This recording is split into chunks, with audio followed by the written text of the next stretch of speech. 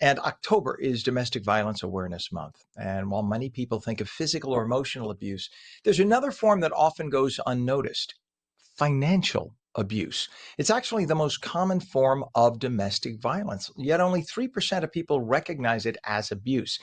Joining us now is Sharisse Kimbro, who is Relationship Abuse Program Officer at the Allstate Foundation, to help us understand the signs of financial abuse and how to break the cycle. Good morning, Sharisse. Good morning. And so I'm sure a lot of people don't know or have never heard of the term. So for those who don't know, and I only recently understood what this was about, talk about what financial abuse is. Of course. And as you mentioned, today starts Domestic Violence Awareness Month, and 1 in 4 women and 1 in 7 men will experience domestic violence in their lifetime, and nearly all will experience financial abuse. And financial abuse happens when one party tries to control, limit, or restrict another party's ability to access, use, or accumulate financial resources.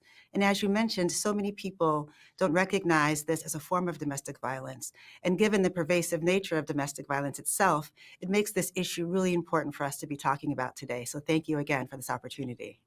100%. And I get what you're talking about in this case. If somebody wants to be a little more controlling and they may control the purse strings, maybe they're the one with the job while the other person is home, whether it be the male or the female in the relationship, taking care of a child or taking care of the home or is temporarily unemployed, then the person who's making the income, if they tend to want to exert power, then they have, am I on the right path here? Then they literally control the purse strings and how you live your life. Is this what we're talking about?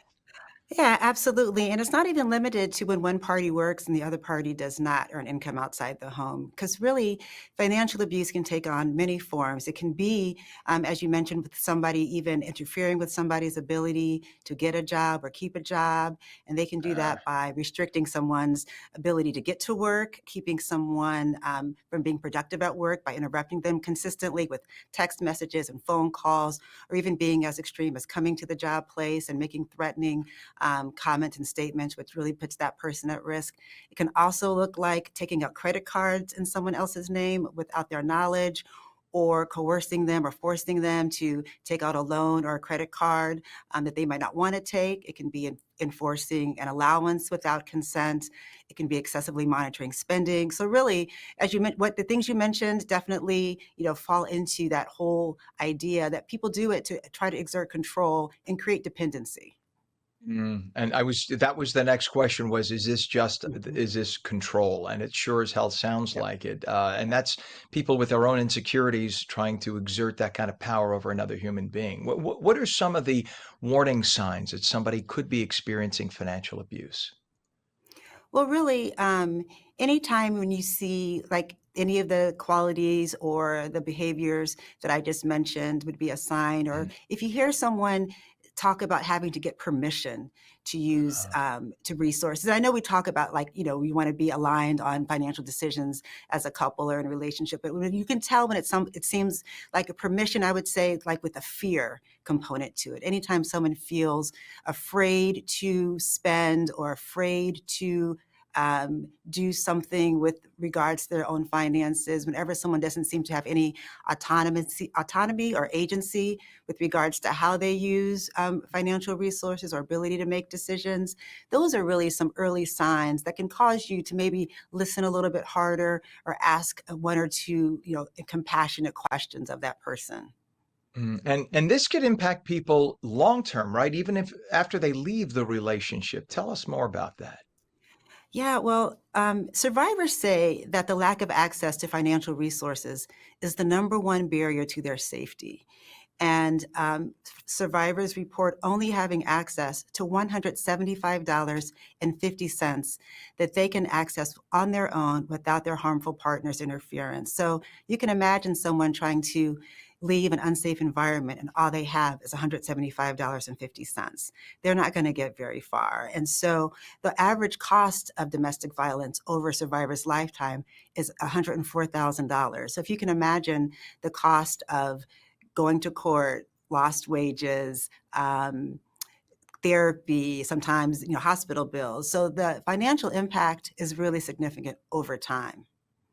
And the Allstate Foundation is working to raise awareness and support survivors. In fact, probably one of the first organizations I hear doing this, talking about this in the forefront. So tell us what you're doing to help raise that awareness. Yeah, well, having wonderful opportunities like talking with you here today, and the Allstate Foundation, as you mentioned, has been working on this issue for 20 years, and we've invested over $100 million over that time period, and working in partnership with many national domestic violence organizations who provide direct help to survivors in the form of cash assistance, as well as workforce readiness and other kinds of support, safety planning to make sure that survivors can get and stay safe and ultimately thrive, which is really what we want. Should somebody who is in this kind of circumstance reach out to a therapist or just talk to a friend? What kind of advice do you have for them? Well, I would advise people that are going through the situation right now, or if you know somebody who you think may be going through it, to reach out to the National Domestic Violence Hotline. They can be reached at thehotline.org, and they're available 24/7, 365. And they have a slew of compassionate, caring advocates who can really provide folks with the guidance and support they need to determine what the best steps are for them. Yeah, because I think a lot of people they get stuck in that rut and they just think, well, that's just the way it is. And it doesn't have to be, and it shouldn't be. It's just not a healthy way to have a relationship, right? Right, absolutely. And there's always help and hope. And one of the primary strategies of those who inflict harm via domestic violence is to isolate those who they're harming. And so people do tend to really feel like they're the only one. No one else understands. There's a lot of shame surrounding it. So, really being that compassionate listener and pointing someone in the direction of really trusted resources is one of the best things you can do. Sharice, what's a website for people to get more information about your foundation?